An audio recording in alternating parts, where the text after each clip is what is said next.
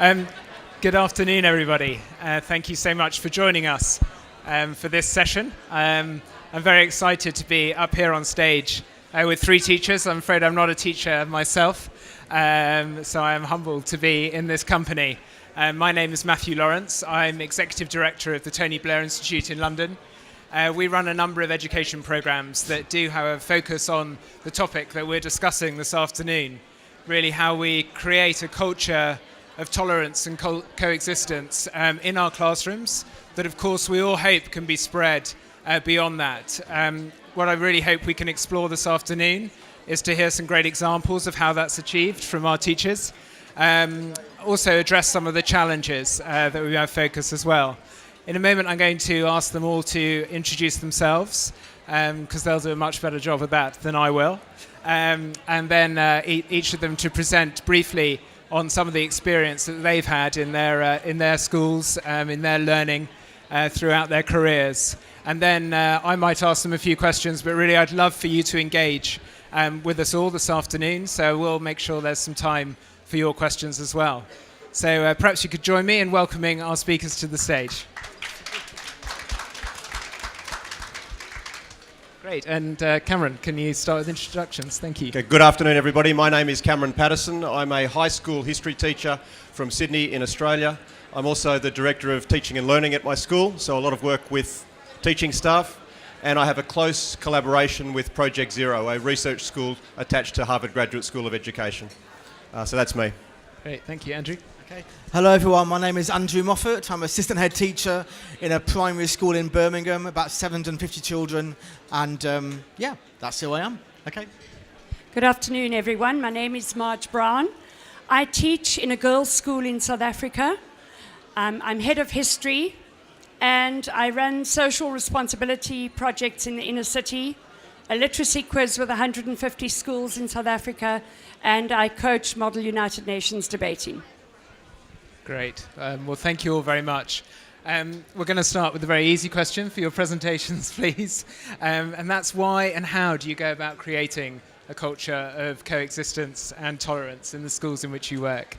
Thank you. Andrew. Okay, so I'll start then. So I introduced a resource, an ethos really in my primary school. An ethos is called No Outsiders, and what that means is there are no outsiders in our school. We talk about how we're all insiders, in fact, in our school, and we celebrate the fact that we are all different, but we can get along. And it's really about teaching children to become global citizens. We talk about teaching children to be prepared for life in modern Britain, because in modern Britain today, we have different religions, different faiths, different nationalities, different languages in our communities, male and female, different families, but we can all get along. Disabilities, autism, all our children are different. We need to make children proud of their differences and celebratory of their differences. So we use picture books. I brought some along, I might show you later on, to really reinforce this ethos, this image in children that, whoever I am, wherever I come from, I belong in this school. And it's a real central ethos that runs as a thread throughout the whole school. Thank you very much. Cameron. I'd like to begin by acknowledging the Cammeraygal people from the Guringai tribe of the Eora Nation, and that's from the banks of Sydney Harbour, the Indigenous original inhabitants. The first point that I'd like to make is we've been asked to speak about tolerance and coexistence, and I don't want to derail this by any means, but I would like to suggest that I don't want to just be tolerated, that perhaps we could be using words like empathy and belonging, as well as tolerance and coexistence. I think empathy might be one of the key skills for the 21st century, and one of the ways that we can build that is to have our students engage in completing projects with people from very different countries and very different cultures. I think that should be a part of every curriculum around the world, that schools should be requiring students to engage and take part in projects with people in different countries, to engage with diversity and be able to speak across those differences. I think as educators we've got a very critical function, particularly at this moment in time, to break the single identities of our students and enable them to see very clearly that we all have multiple identities, to create safe spaces for them to be able to do that. We all know as teachers the importance of building relationships with students. I think relationships very much are the killer app in the 21st century. If you haven't seen Rita Pearson's TED Talk, Every Child Deserves a Champion, I commend it to you very highly. But I think much of this comes back to how we teach. It's not just what we teach, it's how we teach in terms of building those connections. And I would also say, while I'm a high school history teacher, a lot of my work is done with the adults in the school, and I think if we want a culture of tolerance and coexistence amongst our students, we need it amongst the adults in the school as well. And I highly commend the use of protocols. I think teachers get better by working in teams. The School Reform Initiative has all sorts of protocols freely available online to enable educators to have constructive professional conversations, and I commend their work to you highly. Thank you very much. And Marge, I think you've got a presentation for us. Thank you. I'm going to give that to you. Got too many things to hand. So in South Africa, you would all know that we had legislated discrimination. And I, as a history teacher, am very proud of the new history syllabus in South Africa.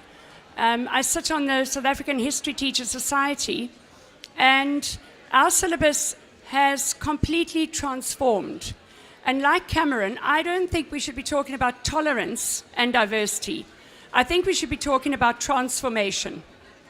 And transformation that acknowledges intersectionality. So we can't just talk about race on its own, or gender on its own, or religion.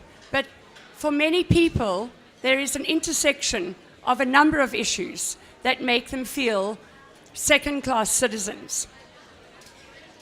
So in South Africa, we've now, in our new constitution, we talk about social justice and the need for dialogue. And in that dialogue, we have to be sure that the dialogue is constructive towards transformation and that freedom of speech does not lead to more segregation and more hate. And so our government is also working on a hate speech bill. We have to understand that pupils come from a very different background into integrated schools. And this is, for me, a fundamental framework. When we talk about diversity, you have to also transform not only the curriculum, not only the student body to make it more integrated, not only the teacher profiles to make that more integrated, but you have to transform the institution. And often in countries where integration happens, pupils who were formerly not accepted into mainstream schools or schools that were dominated by a particular group are then accepted into that community, but the institutional culture doesn't change. And so students from other cultures come into that institution and are expected to adapt their own identity, their own background and culture to fit the culture of the institution. And in South Africa, that's the major challenge, is that we have to make sure that those institutions reflect the different cultures of the kids in the school, and that you don't just come in on our terms. And that's a big, big challenge, I would say, around the world. I was just talking to a couple of teachers in England, and their schools are integrated, but the music or the traditions don't reflect the new cultures in the school. So our music has transformed, our curriculum has transformed, and that doesn't mean you're getting rid of the values in your school. You're actually just changing traditions. And so in our country, in terms of curriculum, we've been very proud of making the curriculum less Eurocentric. And the history I teach is taught through debate. And the debate centers around South African history, African history, international history. We face our past and we face our ghosts. I was an anti-apartheid activist, so my history classrooms draw on a lot of my own experience. But we have to acknowledge that the pupils in our rooms have very different experiences of that history, and we have to allow for debate. And so that intersectionality comes out in what I do, and I did a teacher-led research project this year on the role of teaching social Darwinism, eugenics, and pseudoscientific racism, and the impact that had on history students in terms of how they identify themselves, as opposed to girls that don't go through the lesson on race and pseudoscientific racism. And that had the findings of that research showed an incredible growth in the pupils to understand that race is a false concept. It is a concept that was used to justify colonialism. And those are the things that we have to be looking at fair and square in order to truly transform. Great. Thank you so much. Well, if I may, I'm going to take moderator's prerogative and start with a few questions from myself before opening it up. I'd really be interested, it's fascinating how you all spoke about the different kind of cultural backgrounds that have influenced your school environment and how that's changed over the years. Where do you think the responsibility kind of lies for shaping these skills, these values, and beyond just the coexistence, tolerance, there's other things we've been speaking about, empathy and belonging. Where does that belong, and where's the intersectionality with the classroom? Marge, do you want to? I've spoken a lot. Well, I do think it shouldn't only be top-down. I think the school has to provide a space through good leadership and open leadership. I think there is a problem often with teachers who are still teaching the content, but were not part of the transformation, have not embraced that transformation. And so teachers themselves have to attend transformation workshops and face their past, their unconscious bias. But at the same time, we have a soapbox at our school, which the kids call crates, and students lead discussions around transformation, cultural appropriation, gender bias, religious bias, and the children run that, and the pupils are invited to attend if they'd like, and it's a student-led forum, which I think is fabulous. Andrew? I think this is the subject that some teachers are quite worried about getting right and getting wrong, and it's all about dialogue, isn't it? It's about asking questions. As a profession, we've really got to work together to, and there is no right way, is there? It's about working together, collaborating to find out how we can move through these challenges. And I think with parents, in my school we do lots of parent workshops. I use picture books all the time because it gives a lesson like a framework. We do art sessions with children and parents together where we talk about identity, and I think you're absolutely right about multiple identities. It's not about one thing, but whatever our identity and our understanding, it's about children and adults knowing that we are celebrated and we belong. We don't have to shut off certain identities. We all belong, and if there are challenges, then we discuss, we ask questions, and we work through together, so it's about finding hope in the future and all about dialogue and collaboration. So my view in terms of where responsibility lies, firstly I'd like to acknowledge that very often our students are far more tolerant than we are, but modelling from adults is crucial, not overlooking micro incivilities, questioning language, not being willing to walk past something without acknowledging that it needs correcting or that something's wrong. But I'm a history teacher, and this is why we teach civil rights. This is why we teach about apartheid. Remember Rosa Parks, US civil rights, the power of an example to lead others is crucial. All we need to do is look at Jacinta Ardern and her leadership in New Zealand at the moment. I know many of us in Australia are looking across the sea thinking, why can't we have leadership like that? In terms of the inclusivity she has modelled over the last week, it's been extraordinary for a young female leader to be able to do that, has really, I think, demonstrated the way. So in terms of responsibility, while many of our students are on a daily basis expressing the tolerance that we'd like already, I think the modelling of the adults is crucial. Great, thank you. I'd be very interested to understand some of the resistance you might have come across in trying to make changes to cultures and to curriculums and to bringing that about, and how you've addressed those. Because obviously, picking up on that point of modelling, how do we model taking along people with us on this change? It can often be very difficult for communities.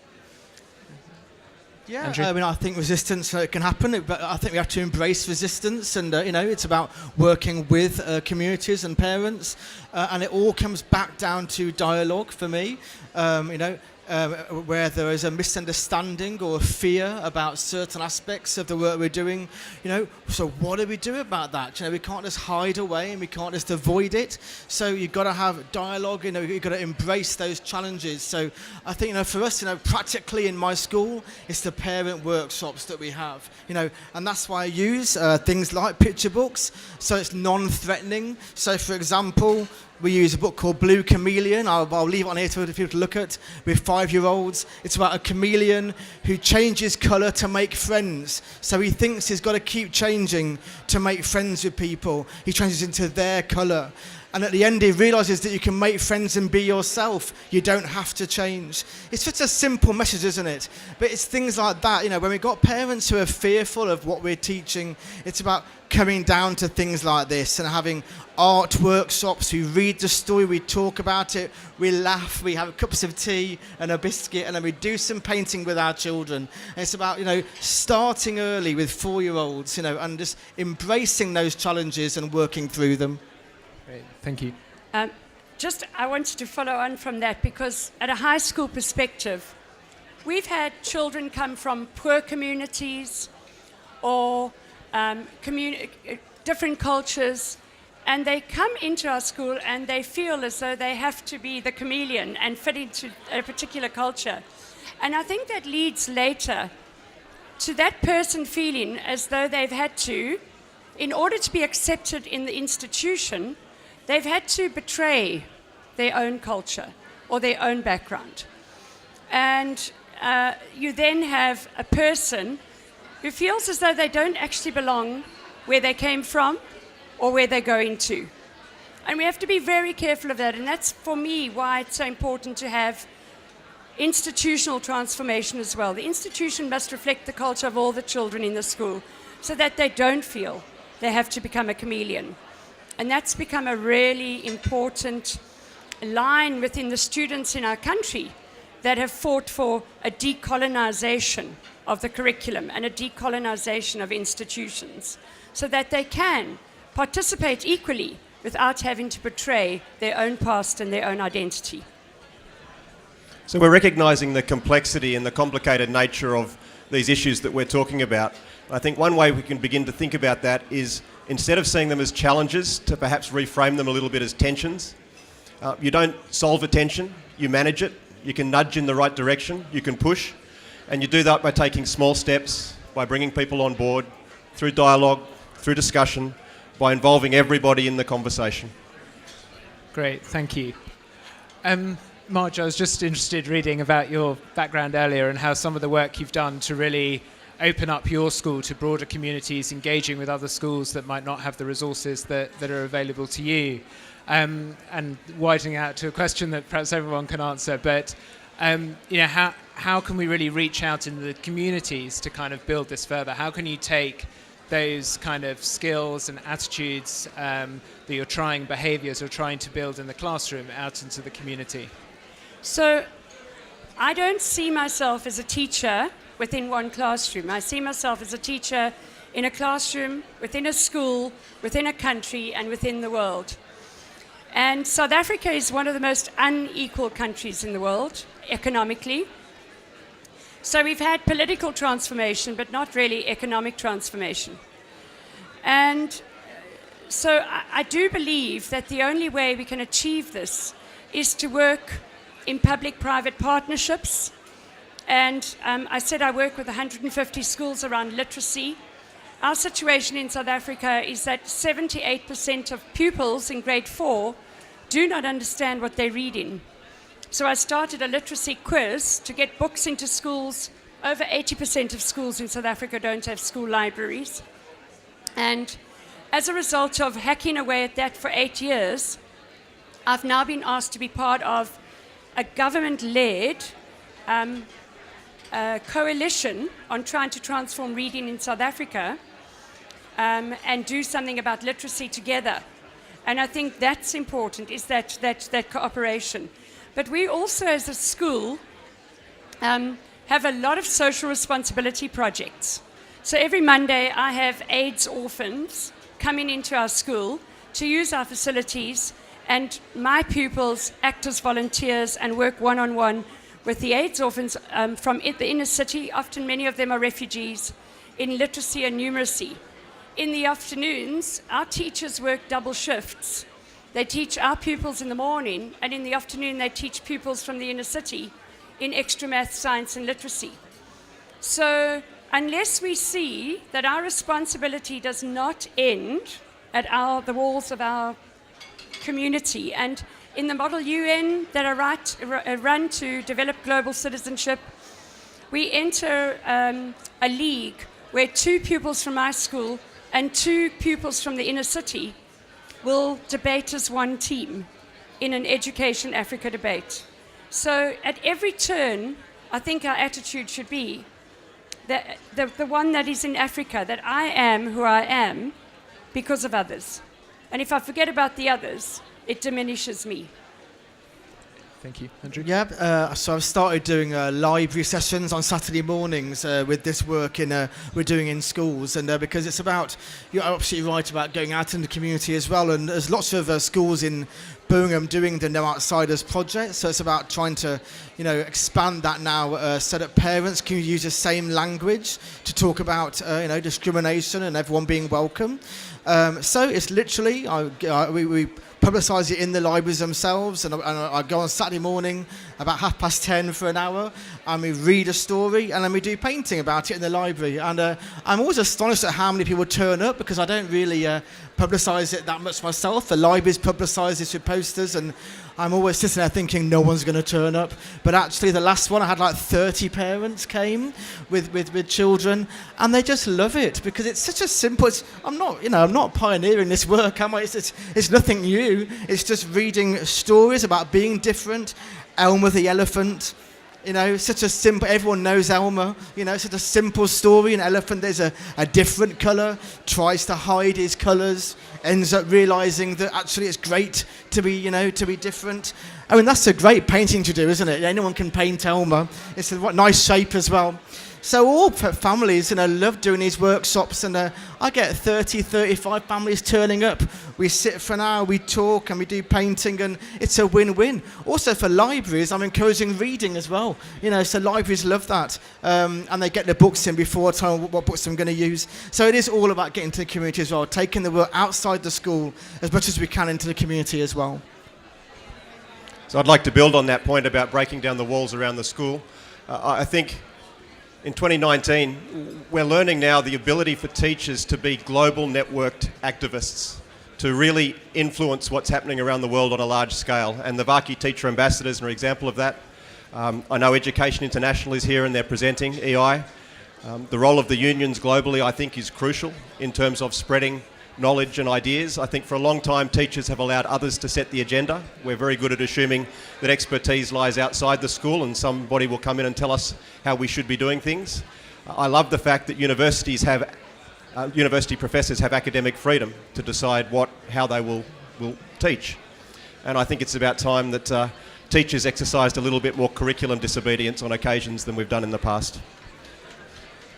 Okay, but there's definitely some audience participation with that, so perhaps this is the time to hand over if anyone has any questions or even reflections and experiences to share. Thank you. I think you need the mic. So. Probably a good idea, thanks. Andrew Tipping, PwC, Chicago in the US. Thanks for the examples. I think you've given us a lot of powerful examples of activities that are going on around various parts of the globe to achieve these goals you're obviously passionate about. It triggered a thought in my mind that the purpose of the education is to end up as an output, to be an educated student. Have you seen any examples yet of where people leaving your institutions are able to have different definitions of success, so they can come out, the diversity, the inclusion comes out in how they're defined as succeeding, as well as the activities that go on?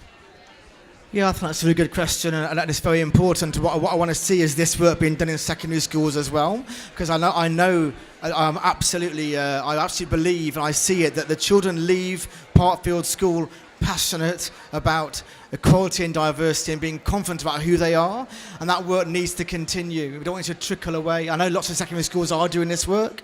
They may not be doing it as no outsiders, but we're doing it as, I know UNICEF Rights Respecting, for example, is a really good program. Lots of schools do in Birmingham. So yeah, I mean, this work is 4 years old in my school, so I've yet to have primary school children come back, as adults to talk to me. I'm looking forward to that, and I'm confident that I've got this. I'm doing a PhD about this actually, about exactly this actually, about do things we learn as 7 and 8 year olds stay inside us? Do they stay inside us, or do they all do it? Or as we grow older, do they trickle away? Is it like the My Little Pony effect? I loved it when I was 7, but I'm 15 now. I'm leaving it behind. And for me, I sort of think, well, when I was 8 years old, I was obsessed with ABBA, and I still am. So some things stay. But I'm doing work about that now, and I'm going to. And what I want to find is that you can develop a love of diversity in an 8-year-old that will stay with them when they're 16. I don't know. I'd be interested to see what we think about that. I think our pupils develop an incredible sense of global citizenship. And it's reflected in who they elect as leaders. So it's an all-girls school, and before we ran these programs, the classic thing of, the girls who organize the prom or the matric dance or whatever were kind of the popular girls. Now, our leadership tends to come from the girls who are involved in social development within their school. And they are the kids that are getting the recognition and being seen as the true leaders in our school. And we're in the process of organizing a girls' summit at the moment, because we have girls from all over Africa at our school. And it's a school that stresses maths and science, but more girls do history than any other subject, because I think it's the subject that gives them that broader sense of humanity and an understanding of their continent, the globe. And so for me, the real success is looking at the fact that those girls are truly transformed. They give up their time to work in the inner city. They give up their time to go up during their school holiday to work in rural villages. And that, for me, is the development of true leadership.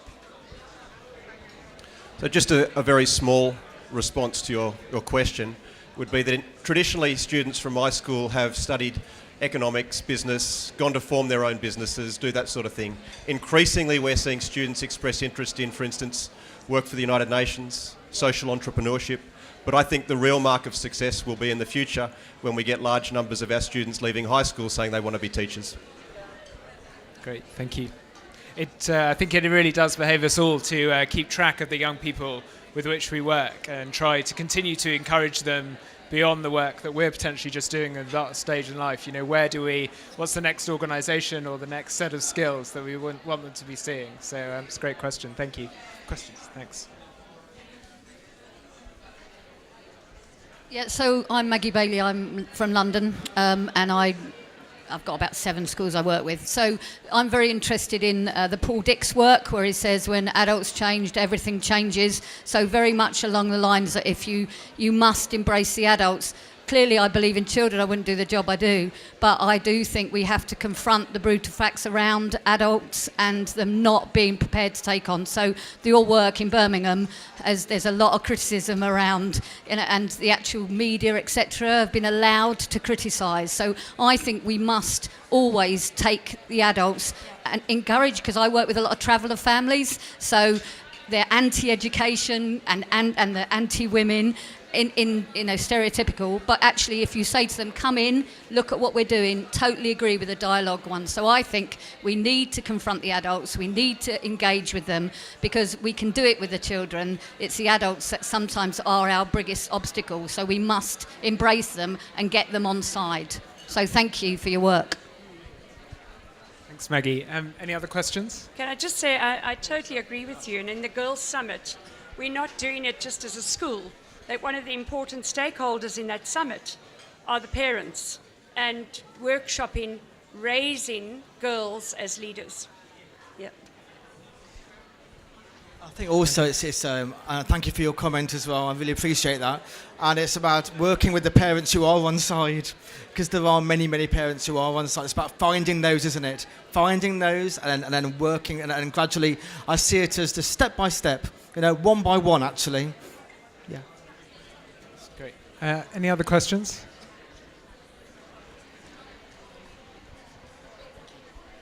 Hi, I'm Vasima from India. I hope I'm audible. Yeah. So, I really like the inputs that you all gave in. The activities that you shared for tolerance and coexistence, they are really something that I think I could work on.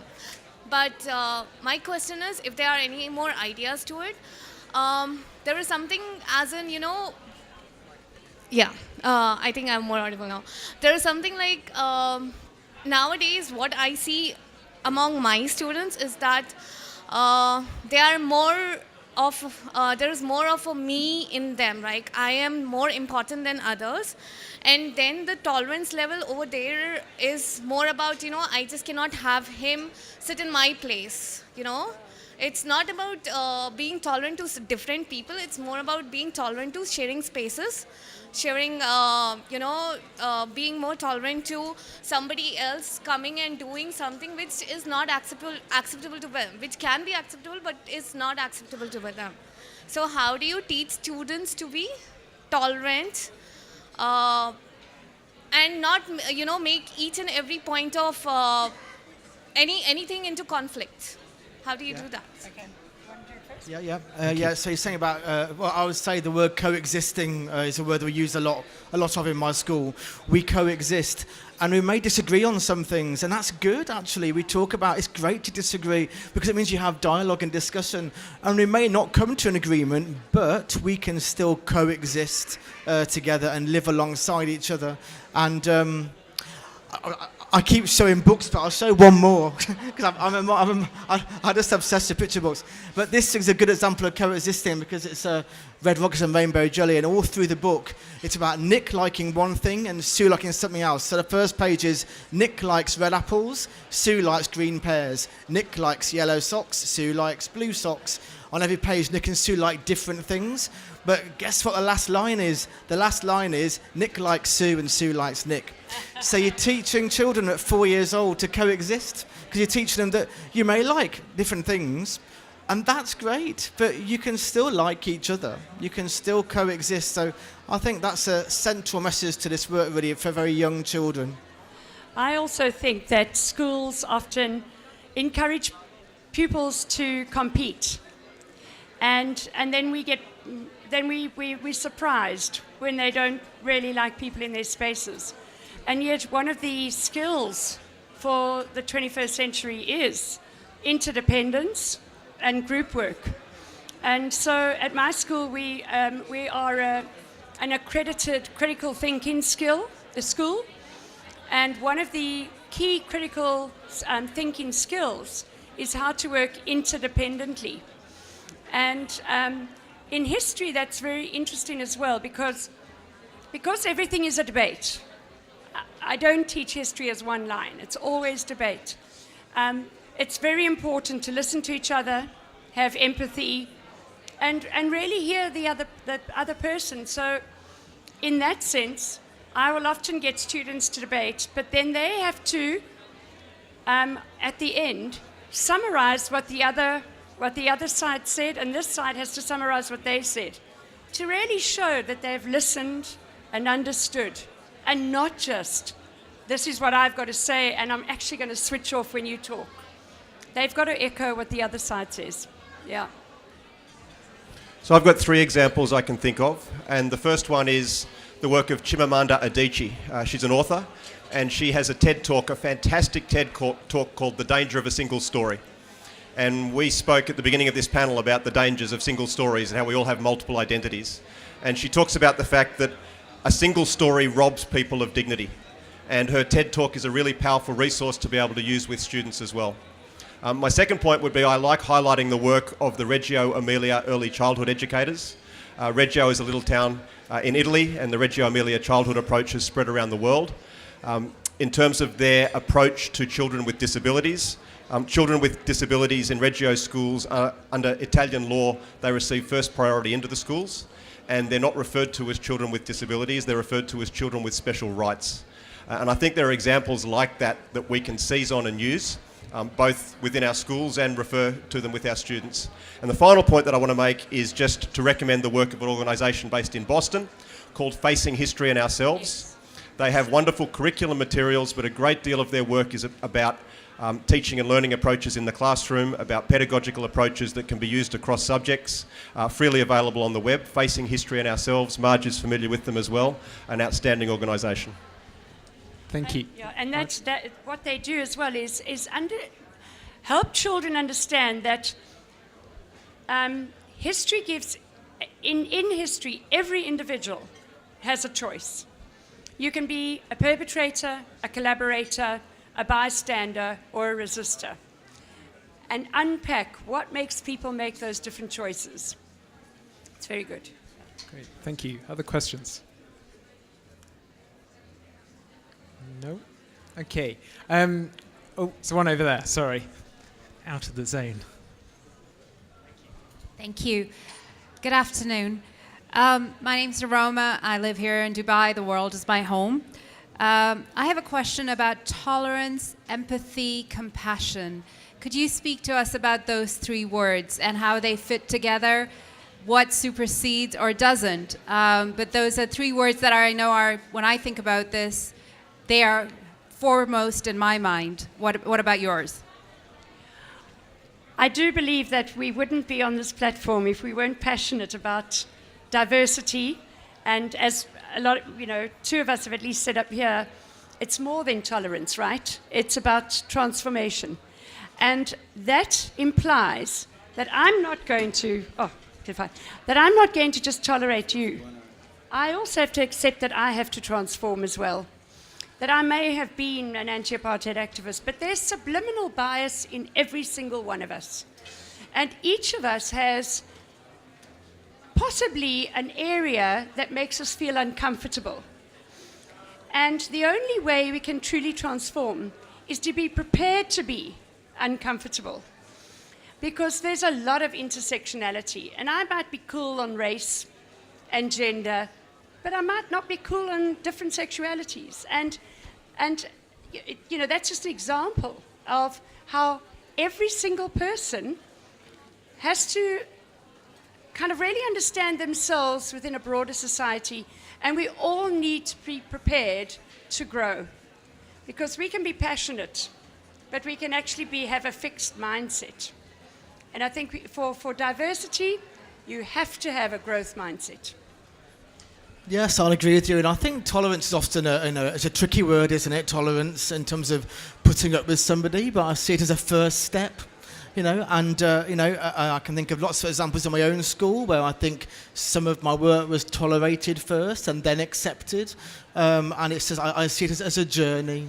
But I agree with the three words. I can't remember, what are the three words did you use? Tolerance, empathy, and compassion, absolutely. So tolerance is a journey towards empathy and compassion. I've run out of picture books to show you now, so I can't show you any more picture books, unfortunately. But I think all this work is about those three words. It's all about having a dialogue, accepting different people, but celebrating, not even just accepting, is it? It's celebrating the fact that you and I are different, but we both like coffee, chocolate, being here, we've got to celebrate our differences, and that's what global citizenship is all about, as building those bridges, isn't it? Building bridges. So just a comment, particularly with regard to the word empathy. I think it's a noble attempt for us to try and get towards, but we need to acknowledge that we can't always see things from other people's points of view. It's very difficult to break through those different perspectives, but to be aware of those perspectives and make the effort is the worthwhile venture, I would suggest. Stereotypes, confirmation bias, as Marge has just said, are what we're trying to overcome. I think learning a second language can help with that significantly. I'm from a country, Australia, where we're described as aggressively monolingual. And it's a difficulty in terms of seeing that empathy for others as a result. Great, thank you. I think I had a question. Thank you. And I would like to remind people about the existing of having young people and students in certain parts of the world that they don't know their future. So how they will be behaving, and how some advices from you.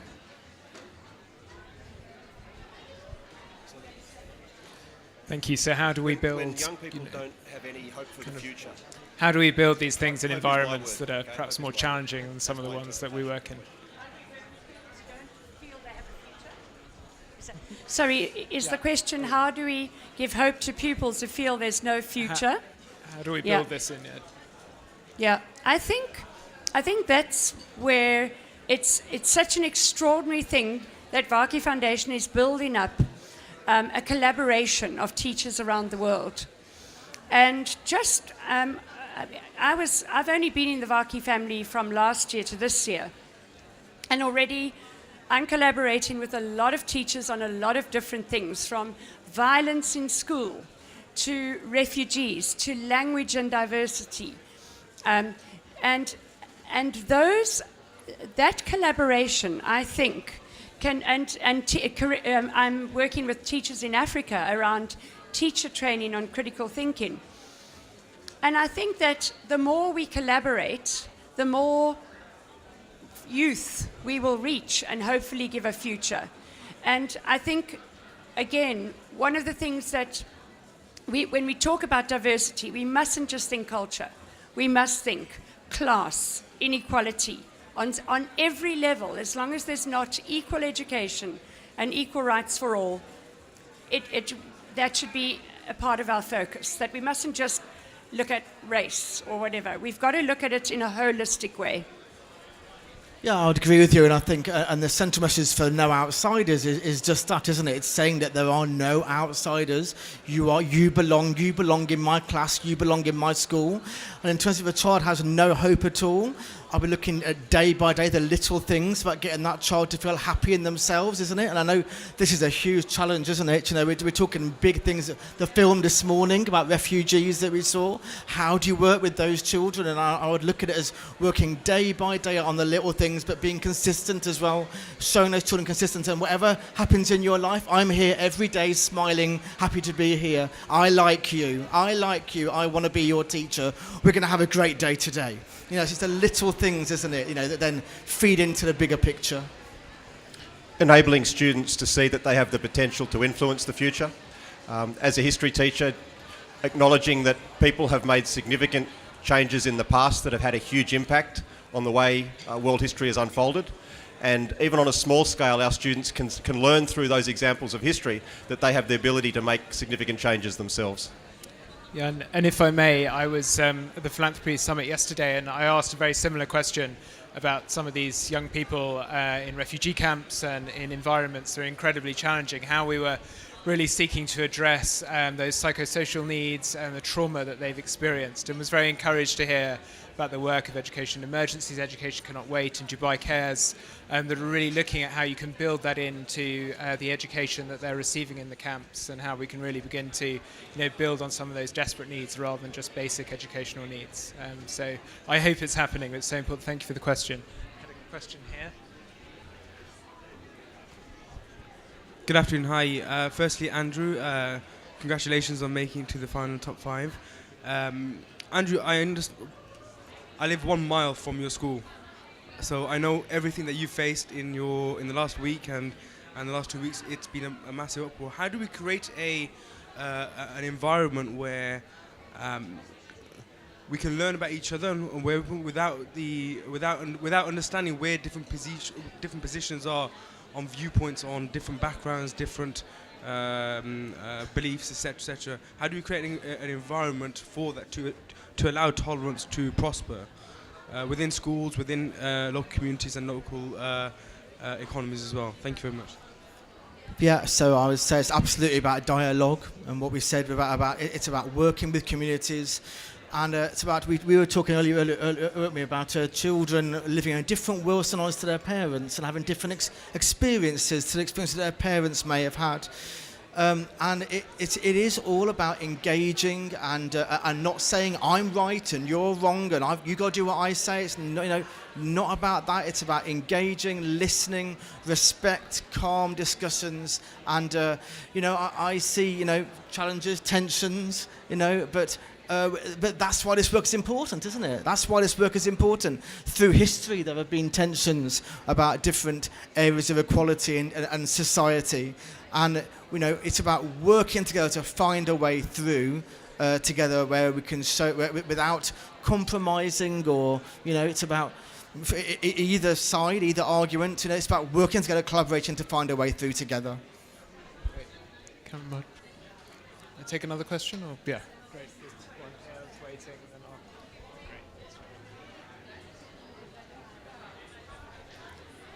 Hi, Marjorie. It's so lovely to see you here. I have a question for you. Just mentioned fixed mindset. And do you follow any methods or anything to change that fixed mindset in your classroom or in your environment, school environment, to growth mindset? What do you follow? What do you do? Or what is working for you? Can you share if it's not a secret? It's not a secret. I think I stimulate debate in my classroom. And as I said, in the debate, the pupils have to, at the end, echo what the other person said. Plus, there's a wonderful, it's quite interesting, Cameron and I haven't spoken about this, but I'm also have done the Visible Thinking Skills course with Harvard University. And within that, there are wonderful skills to use to make pupils' thinking visible. And it's a very good critical thinking tool where you might have the Berlin Wall and soldiers on East Berlin side putting up the wall and soldiers on the and people on the other side watching the wall be built. And you get the pupils to say what they think people on each side are thinking. And that's that whole thing of empathy that and then related to apartheid South Africa as well. So I might have a white pupil in my class who's got to kind of relate to what a person being dragged off by a white policeman is thinking. And I think we have to teach children to put themselves in other shoes in order to grow. So it comes back again to that dialogue, debate, facilitating that, and being prepared to be uncomfortable. Yeah. If I could just build on that if we want to make children's thinking visible in our classrooms, that implies that we need to be genuinely interested in what they think and what they have to say. So it changes the role of a teacher to one that is listening very intently to the ideas of our students. And again, I'll say that if we want that in our students, we should be building the same culture for the adults in the schools as well. Yeah. Andrew?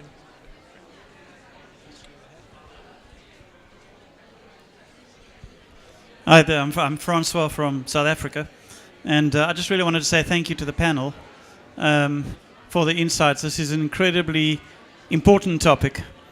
I loved your definition of tolerance, the fact that we're trying to get past that. In fact, what's happening here is we are tolerating the noise behind us. And I'm sort of saying that facetiously, but at the same time it's true. And there's a big noise in our classrooms that sometimes we're ignoring. And perhaps that's part of what you've been saying. I would like to say that I'm also trying to engage on transformation at my school. I'm a headmaster, and I'm probably failing miserably half the time. So it's really nice to hear, what you're doing, and I'm certainly going to want to try and get some contact details as well. But thank you very much. Thank you. Thick and fast now. I might take these two questions. Okay. Hello, I'm Yuman from India. There's a trend when a new regime or a new government comes, they tend to rewrite the history. So it's basically for the history teachers. Does it create a sense of distrust, confusion among the teachers while teaching history to the students? Does it create any discontent among the teachers, confusion? So how do you deal with it? So when there's a new government, when there's regime change, when the history curriculum is rewritten, does it create a sense of confusion? Absolutely. And my answer to that very simply would be that any history curriculum should be written with and by teachers. And if it's being written by the government, then that is the problem. So in our country, it was a great relief when there was regime change because because of our struggle, there was a lot of involvement of people of different cultures against apartheid. And so there was a lot of intense discussion about how history should be taught. And I proudly can say that our history, we haven't glossed over or ignored any cultural aspects of our history. So I think that having attended a lot of international history conferences, many countries skirt around the bad parts of their history, but we don't. We look at it and we debate it. And so for me, that's good. Having said that, there's already now a movement in our country to make history compulsory. And you would think that as a history teacher, I would say yes. But a lot of history teachers are saying, hang on a minute. If you make it compulsory, where are the history teachers? We don't want just anyone teaching history, because we don't want history to be taught as one line. And to be able to teach history as a debate, you have to be passionate, and the lady over there spoke about passion. You have to be able to facilitate those classroom discussions, because without that, history can become a very destructive, and it can be a form of propaganda. Thank you. Another question. I'd also like to thank the panel for their integrity and their wisdom. I wonder if I could just leave a final question with the panel. To what extent should we see the populist politician and the populist press as posing an existential threat to the very tolerance and transformation that you guys are advocating today? Or can we as teachers actually win round? Yeah, I'll start there. So I think we need to harness that. I think we need to use it in our lessons. So I use assembly pictures every week. I do a blog where I put up the picture I'm going to use in the assembly as a discussion, and I often use current events, events that are quite challenging sometimes. So if there's a terrorist attack, for example, then we use that and we talk about why that happened and what our response is. So it's about not being frightened, actually, to talk about those difficult subjects that are coming from up above, and about children understanding that they have responses and that their responses are valid, and we can have different opinions. We've written to President Trump, in year 5 as a literacy exercise, but we wrote heartfelt letters about his comments about being Muslim, and about how most of my children are Muslim, about how that made them feel, and it's just it was a very good exercise in children feeling that they had a right of reply. So I think I think we need to talk about these things, but we need to teach children that this is your chance. What do you think? In terms of the populist press as well, if you do teach history as a debate, as you say, those newspaper articles become your sources within the classroom, and we certainly do that at high school as well. And we've had our children marching to Constitution Hill, where the Constitutional Court is, to campaign for girls in education, for SDG 4 and SDG 5. And we have to allow our children not to... the whole aspect of history is to interrogate information from whence it comes. So where's the source? What's the purpose of that source? What are the limitations of that source? And how is that source useful? So I think my kids kind of know, you just don't take any source from whence it comes. There's a really interesting paper that's freely available online called Teaching and Learning in the Age of Trump. And it shows how since Trump's election in the US, there's been an increase in bullying in US schools. It also shows that in particularly white schools in the US, that minorities have suffered unless the school leadership has been willing to address it. So it's a very interesting read. But a different response from me to close with would be I take a great deal of inspiration from young people. Greta Thunberg was mentioned this morning in her campaign against climate change, but I think back to David Hogg and the stance that he took against for gun control in the United States after the massacres in schools. I think in terms of civic agency, we have a great deal to learn from how young people are managing to harness particularly social media for a good purpose. Great. Well, I think we're drawing to a close now. I'd like to thank you all so much for tolerating the noise and more than tolerating this fantastic panel today. Thank you, each of you, for your inspiration and ideas. I'd love to pull together all the kind of ideas, resources that you've mentioned. And if people would like to be in touch with me, either via the app, if I can work out how to do that, or m.lawrence@institute.global, I'd be happy to share that with people. Obviously, this is the formal session ending, but please do stay, grab another coffee, don't make too much noise for the next session, but share ideas and experience. So please join me in thanking our amazing panel. Thank you so much.